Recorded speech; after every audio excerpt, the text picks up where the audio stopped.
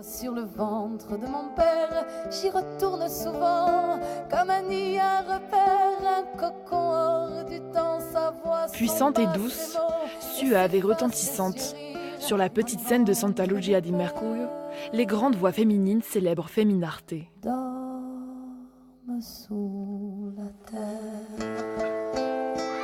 C'est vraiment très bien d'avoir fait ce style de festival. C'est une belle soirée.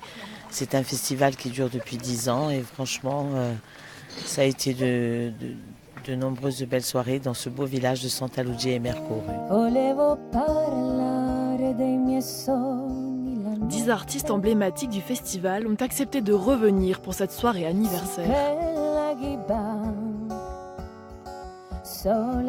Je crois que c'est l'un des premiers concerts que j'ai fait ici.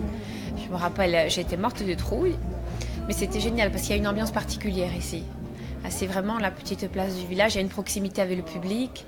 On voit les visages quand on chante et c'est rare ça. Voilà. 10 ans d'émotion mais aussi de découverte. Chaque année, Feminarte révèle au grand public de jeunes talents.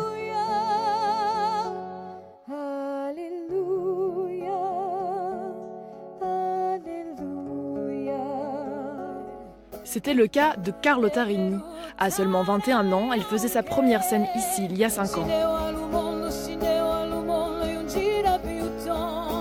Je pense que ça a tout simplement lancé ma carrière, si je peux parler comme ça.